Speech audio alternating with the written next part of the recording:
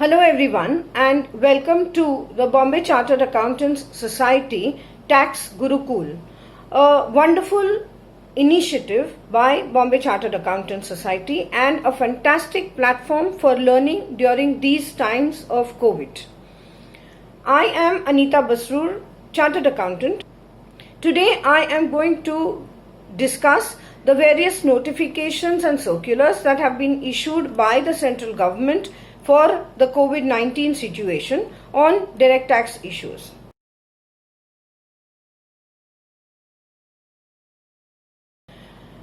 We will all agree that COVID is a totally unprecedented time and has impacted one and all, and India is no exception. The situation has grossly hampered the GDP and the flow of capital and fiscal deficit. The situation has brought to a halt the manufacturing process, which has in turn impacted the supply chain process. Various businesses have had to be shut down because of this unprecedented time, bringing about a lot of unemployment. Not only this, the various currencies have been weakening against the dollar, gravely impacting the borrowers worldwide. Market volatility also has been hit due to this situation.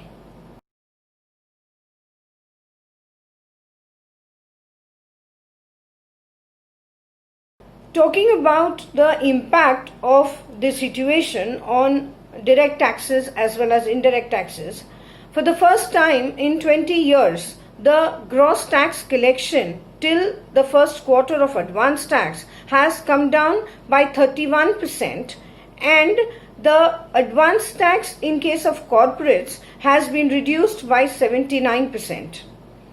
GST collection also has fallen by 41% for the first quarter. The other sources of revenue have also been impacted due to this situation. Stamp duty collection, especially in Maharashtra, has witnessed a drop by 40% in the last few months. Owing to the lockdown, the other streams of revenue of the government, which is by way of railway transportation or transportation by other public transports, have been severely impacted.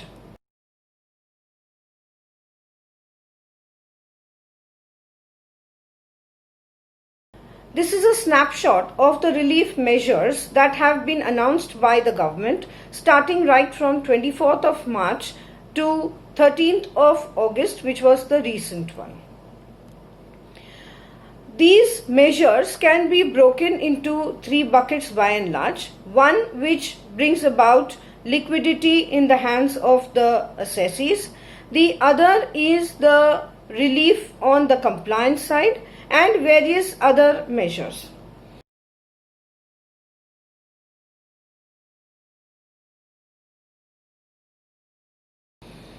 The first amongst that we will talk about is the relaxation in the requirement for certain disclosure on GAR and GST, which was required to be made in the tax audit report. Initially, this was brought about in 2018 and then extended up to 31st of March because of various pressures brought about by the various industries. And now, because of the situation, there is an extension up to 31st of March 2021. Certain amendments proposed and brought about in the budget 2020 in respect of re-registration and approvals of trusts for under trusts that are created under 1023C, 12AA, 35, the requirement for ATG certificates have all now been postponed or deferred up to 1st of October 2021.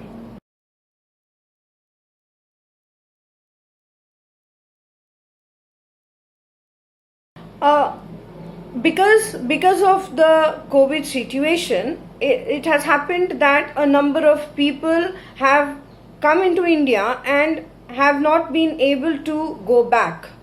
The government has allowed or has mentioned that the period between 22nd of March, the date of the lockdown, to the period that the individual leaves the country is to be excluded for the purposes of calculating the number of days for understanding the residency of the individual. However, this calculation is to be considered only up to 31st of March. So if the individual has departed before 31st of March, then the period from 22nd of March to the date of departure is to be excluded.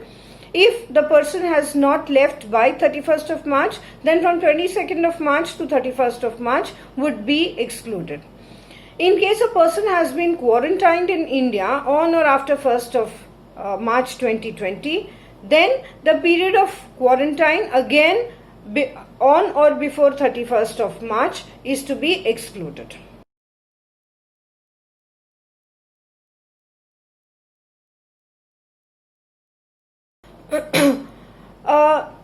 As mentioned, this relief is only for financial year 1920. No reliefs have yet been provided for financial year 2021, though the government has clarified that the relaxations for the stay on account of COVID would be provided post normalization of international flights. The other measure that the government has brought about is the reduction in the withholding tax rates by 25%. However, this does not include salaried taxpayers. This is effective from 14th of May 2020 to 31st of March 2021. When we talk about withholding tax, it also includes tax collection at source. And the rates now for these purposes range from 0.075% to 22.5%. However, the deductee needs to provide a PAN for this purpose. If not provided, the normal rates would apply.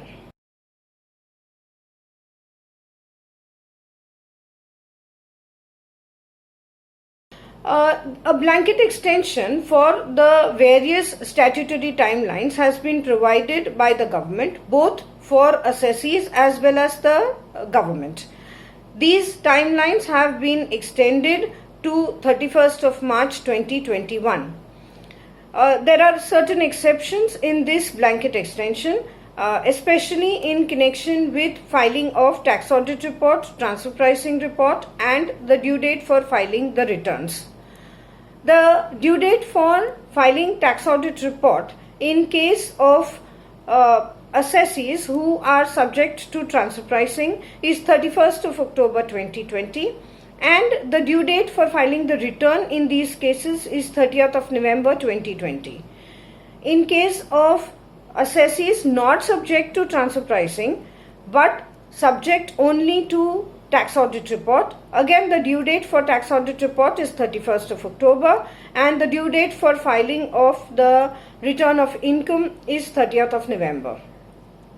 In all other cases where tax audit and transfer pricing does not apply, the due date for filing the return is 30th of November. The due date for filing the belated returns or the revised returns for March 19 is now extended to 30th of September 2020.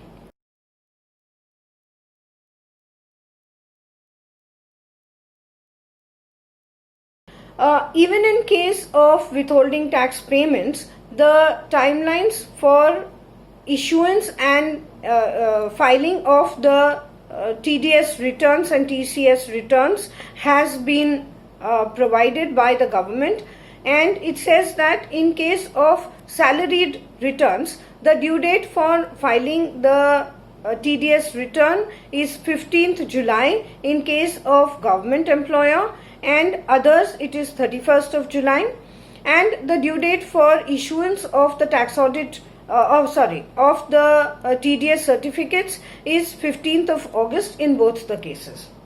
In respect of TDS returns other than salaries, in case of government payers, it is 15th of July 2020, and in other cases it is 31st of July 2020. For the purposes of issuance of the TDS certificates, the government the government payer needs to issue the certificate by 31st of July and in all other cases by 15th of August. Though the date for issuance of TDS certificate in case of non-salaries has not explicitly been provided by the government, the dates provided over here is as per law, which is 15 days from the filing of the TDS returns.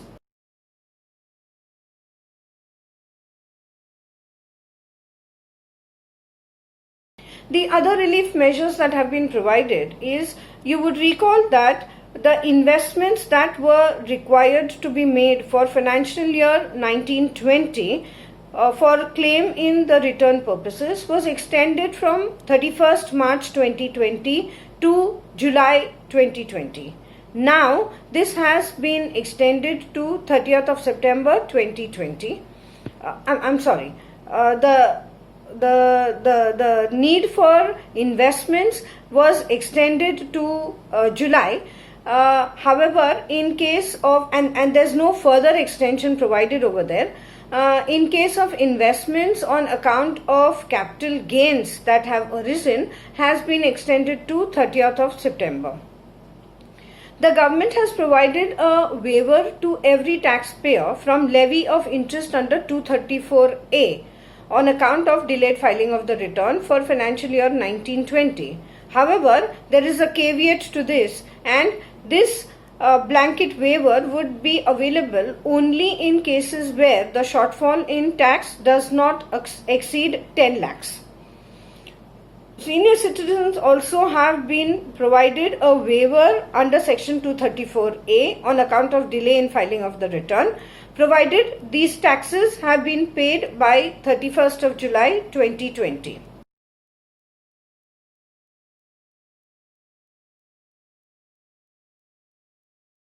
Exemption or relief has been provided to 10 AA units which are carrying on activities in SEZ. This extension has been provided for commencement of manufacturing operations in the units, and this time has been extended to 30th of September. However, this extension is only subject to the fact that the letter of approval from the SEZ authorities is received by 31st of March 2020. When we talk about the blanket extensions that have been provided, even the extensions in respect of procedural aspects like filing of appeals, rectification applications, replies to notices, processing of tax returns, etc., has been extended to 31st of March 2021. The government had announced the Vivad Se Vishwas scheme, which initially was to be closed by 30th of June.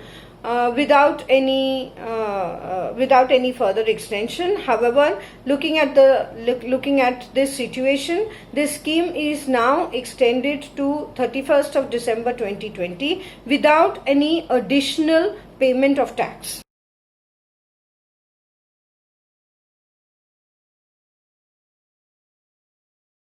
The government has also provided relaxations to the tax authorities as well as the assessees, like I mentioned, where the tax authority, where the assessees have missed out in verifying their returns for assessment year 15-16 to assessment year 19-20. These can now be verified. The ITRV can now be sent to the CPC either electronically or physically by 30th of September.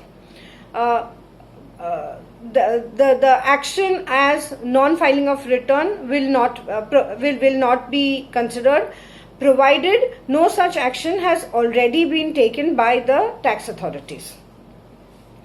The returns for assessment year 17-18, where the cases have not been selected for scrutiny or where there are no demands, the government has allowed the tax authorities to process these by 31st of October.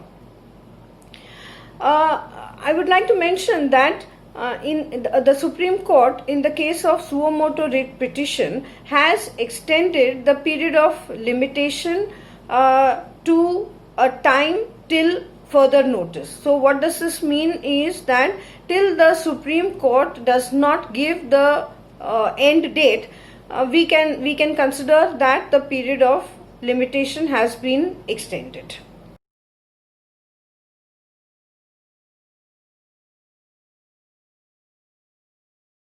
I thought I should just bring about some of the tax exposures on account of the various relief measures that have been provided.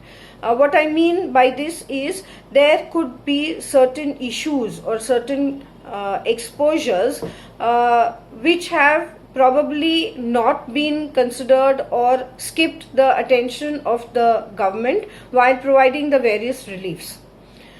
One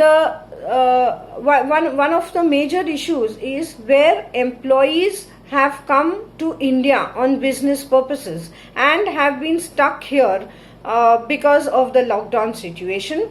There could be an issue of permanent establishment for those companies. There could be a risk of POEM because the key managerial personnel are sitting here in India and making the various decisions. Though I mentioned that the relaxation period is yet to come, this is something that one needs to keep in mind. Another aspect is that the various compliance due dates have been extended to 31st of March 2020. However, if one sees the tax audit report, there is a requirement of furnishing the date of compliance in the case of Form 61, 61A, 61B, etc. If the due date has been extended, how does one mention or comply with this in the tax audit report? Another aspect is, though the interest under 234A has been waived off, the late fee for delayed filing of the return has not been considered.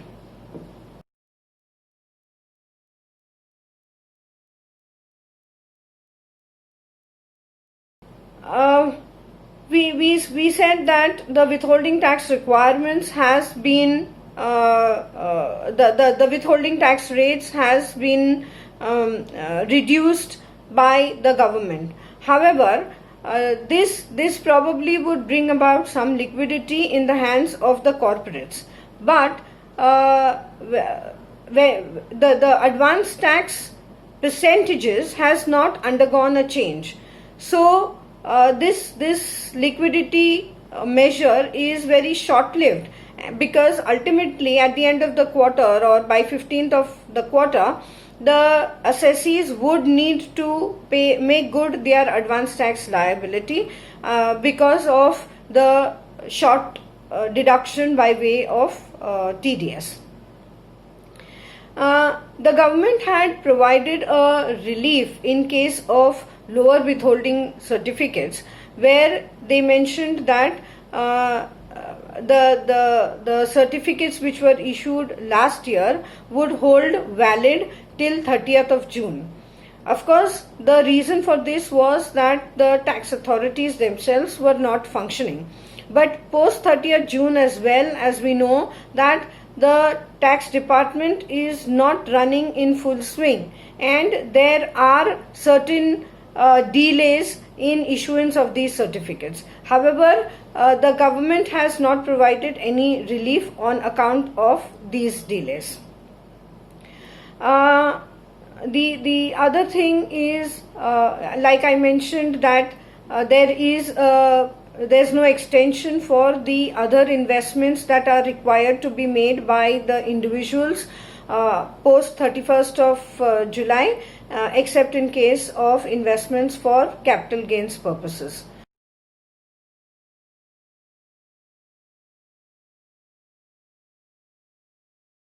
I would like to thank Bombay Chartered Accountants Society for giving me this opportunity to speak for the Tax Gurukul edition. We hope you like these short videos by the Bombay Chartered Accountants Society. We would love to receive your feedback on bcastaxation@gmail.com.